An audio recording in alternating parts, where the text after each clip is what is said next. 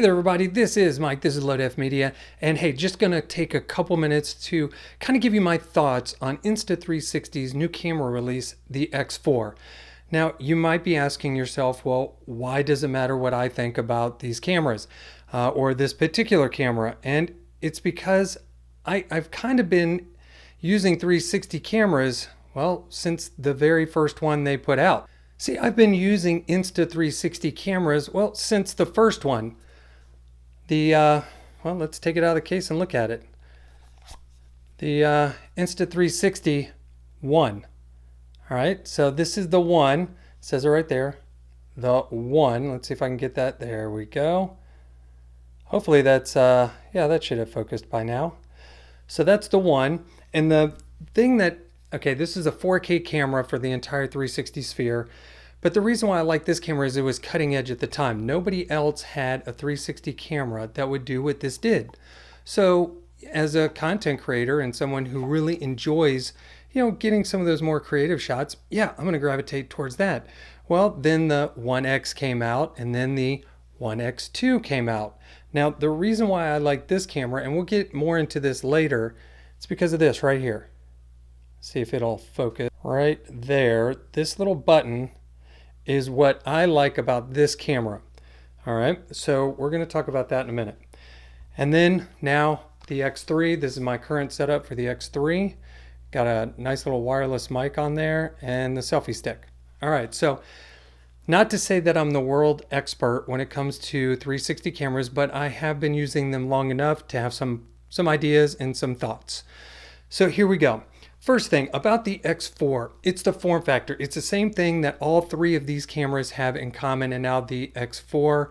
So they all have the same thing in common, and I'll use this one as an example. It's the same, I call it like cell phone or candy bar type setup. All right, so this form factor with the lenses protruding make this a camera that, while it does provide some very creative shots, makes it a little more challenging to use. Now, when you've got a camera like this, a GoPro, it's very easy to use. You don't have to be so worried about scratching it or dinging it up because it's made for action. It's very resilient, very durable. And if you scratch a lens, you can just pop that off and replace it. So the first thing that if you're thinking about a 360 camera, if you saw all the videos for the X4, because right now that camera is the darling camera of the content creator universe. All the content creators really are they're going nuts over this camera, and it's because most of them got it for free. And so you're most likely going to give them a very favorable review. You're going to, maybe nitpick a couple small things, but by and large, you're going to give them a very positive review because you like getting free stuff. But these I paid with my own money, and so I'm going to give you my honest assessment. So using this and this, very different just because of the form factor. So this, I don't have to worry about getting my finger in front of the lens because if I hold it to the side, you're not going to see my finger. Here, if I'm holding it like this and I'm trying to take a 360 picture, guess what? You're going to see all this down here. And that leads me into another point, and that's you've got to use this with a pole. You got to use this with a selfie stick, just like here. This is how you have to use it so that you can get up underneath it, and this gets blurred out because you've got the invisible selfie stick because it's on the stitch line. Okay, so this can be invisible, but the problem comes in with the handle because this has the tripod at the bottom, so it's a little bit thicker. So if you're too close, if you're holding it like this, now all of a sudden this is in your shot. It's in the very bottom. So you have to extend this out really far to try and get this out of the shot. So it's challenging. Yeah, it's great. You can get these 360 pictures, but if you don't use it with this and you're just holding it, your finger's going to be in the shot. So it presents its own set of challenges. Now, also with the form factor, and I've got to throw this out there. I liked this button right here because it was very easy to use. Okay, when you're holding it like this, and see, and there you go. When you're holding it like that, it's easy. All right, if I'm going to record this way, I can put my thumb right here and I can capture that shot. Okay, boom, very simple. The side button, very easy to reach. However, when the X4 has the same form factor as the X3. So now the buttons are down here, okay?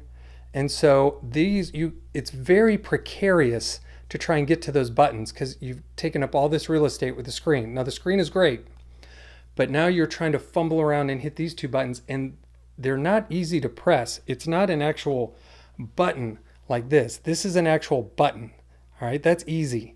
This, not so easy. It's on and it's harder to feel where it's at if you've got it turned around.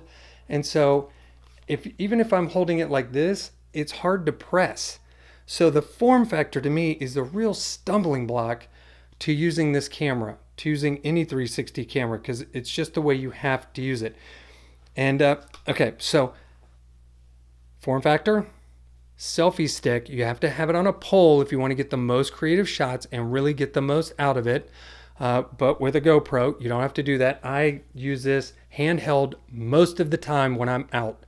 I will take photos with this. I take video with this. I can do selfie shots this way. Just turn it to portrait mode and then turn it sideways, and I get great stabilization. So this is so easy to use. I'm not saying it's better because I can get some really creative shots, but what I'm saying is before you run out and buy a 360 camera, understand what you're getting into. All right, number 2, purpose. How are you going to use it? I would say that I was very excited when the X3 came out because it had 4K capability on the single lens. And so I was really optimistic about that. But what happens is because you've got such a wide field of view, the edges can become distorted. And if you're holding it out like this, your arm looks like it's, 3-4 feet long. And so again, there are some limitations with the image that comes out. And so you've got to be prepared for that. You got to know what you're going to use this camera for. My favorite thing to do with this camera is to take wide shots of where I'm at and to take those tiny planet kind of shots. All right, hey, one thing that I forgot to mention in the video, and going back and looking through it, this really reminded me about it. When you're talking about 360 cameras, there is the extra step of having to edit them. You have to use, when you're using Insta360 cameras, you have to use the Insta360 website or app, not website, but either the app or the computer app, edit that footage. You can't do it in just your normal video editor. So just remember that's an extra step, even your photos. The only time that doesn't apply is if you're doing single lens mode, or if you're just taking a standard photo. Those can be downloaded or imported into your video editor or photo editor.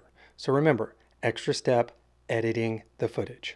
I went on a vacation recently, went to Florida, and just sticking it up on a pole and taking a picture of everything that's around me, that was great. Helps you relive that moment. And then I can take that and turn it into a tiny planet, make it very creative. I've taken this to a number of beaches, Daytona, Panama City, Charleston, and just getting those, Charleston's not a beach, but it was a vacation, Daytona, Jacksonville, that's a beach.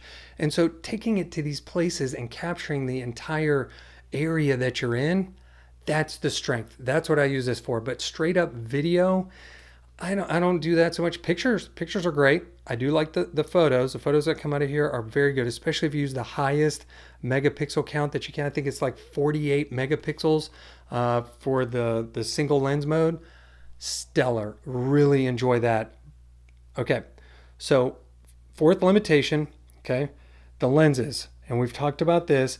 Even if you put the lens covers on there, which come with the new X4, okay, they give you the plasticky ones and you can upgrade to the premium ones that are glass. This part right here, that bubble part, see how it sticks out? And you put lens covers on that, okay? You think, hey, I got it all figured out. Now I can be a little rougher with it. I've had them in the past. I've had the kind that stick on here because there's no thread. And the new one, the new X4 has a thread. You put it on there. Any dust, any finger smudge, you see it on there. Okay, so you get lens flares and little distortions. And so as great as it sounds, in my opinion, I took mine off. I had it here on the X3. I had them on this one. And I wanted to safeguard that lens as best I could. but I found that I was ruining my shots because I would see either lint or I'd get lens flares in there. And so it's only going to be worse when you have gaps between the actual lens and the lens cover. So all in all, okay, don't want to belabor this, but all in all, there are some things you need to be aware of before getting that 360 camera. And so, like I do, I wait. I waited for the X3 to come down in price a little bit, and then I went out and bought it after I've watched all the review videos. And after time, you'll see some more honest reviews that start highlighting some limitations and things. But the new X4 is a great camera. Do not get me wrong. It checks all the boxes. They've really made some solid improvements. And as long as you know what you're getting into before you buy that camera, then you should be all set. Because like I said, I'm a diehard Insta360 guy. I've got the go-to over there behind me. I love their products, but just got to know what you're getting into. So hey, that's it. Hey, let me know down in the comments what you think. Have you gotten the X4 already? And if you did, what do you think? What's your opinion of that camera?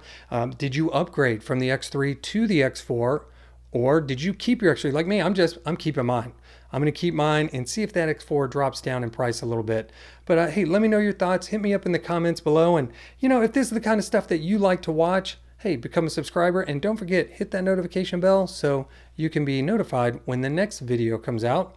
And I think that's it for this episode. So this is Mike. This is LoadF Media. We will see you in the next one.